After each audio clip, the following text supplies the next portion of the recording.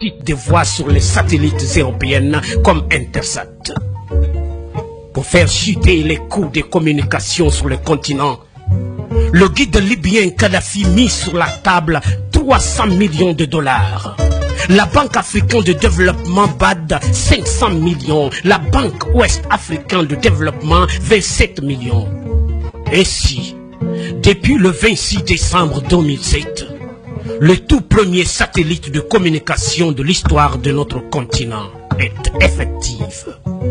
Et d'autres satellites étaient en vue pour concurrencer les meilleurs du monde à un coût 10 fois inférieur. Voilà comment un geste symbolique de 300 millions offerts par Kadhafi change la vie de tout un continent.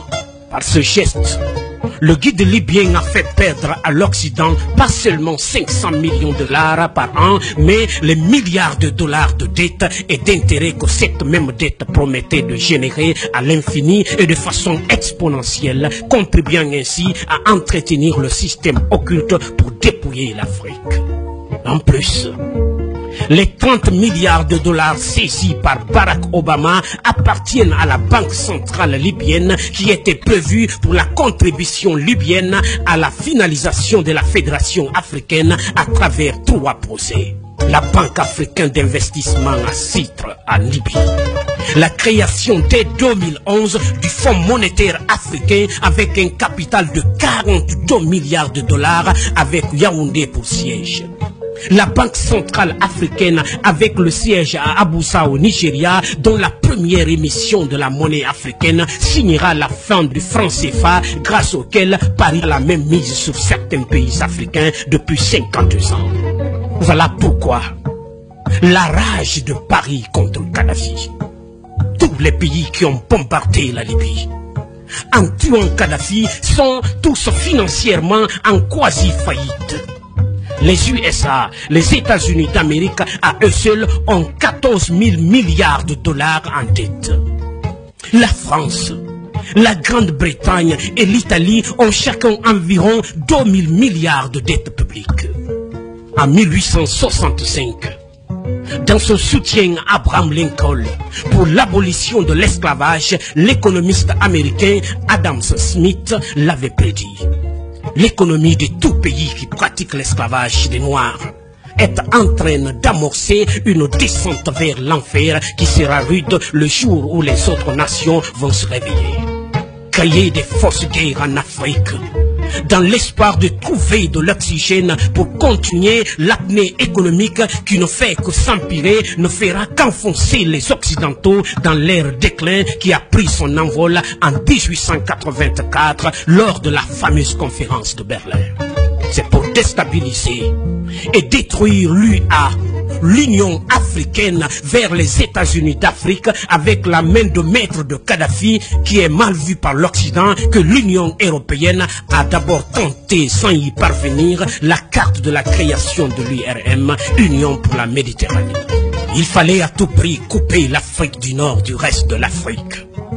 Cela a échoué parce que Kadhafi a refusé d'y aller.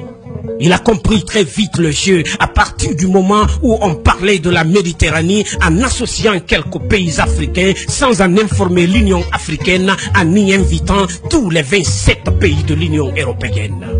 C'est ce qu'ils ont tenté de relancer, tout en misant sur la chute de Kadhafi.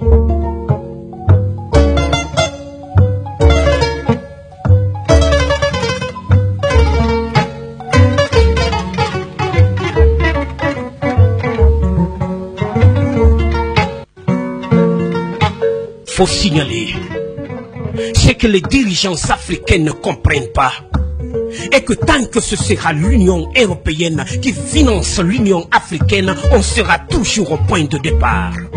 Car dans ces conditions, il n'y aura pas d'effective indépendance. C'est dans le même sens que l'Union européenne encourage et finance les regroupements régionaux en Afrique. C'est ce que Lincoln avait combattu dans la guerre de sécession aux États-Unis, parce qu'à partir du moment où un groupe de pays se regroupe autour d'une organisation politique régionale, cela ne peut que fragiliser l'organe central. C'est ce que l'Europe voulait, Et c'est ce que les dirigeants africains n'ont pas compris en créant coup sur coup la COMESA, l'UDEAC, la SADC et le Grand Maghreb qui n'a jamais fonctionné, encore une fois grâce à Kadhafi qui l'avait très bien compris. Ceux qui prétendent qu'ils exportent la démocratie sont-ils des démocrates? Et si la Libye de Kadhafi était plus démocratique que les USA, la France, la Grande-Bretagne et tous ceux qui ont fait la guerre pour exporter la démocratie en Libye? Le 19 mars 2003, le président George Bush lance les bombes sur la tête des Irakiennes avec le prétexte d'y exporter la démocratie.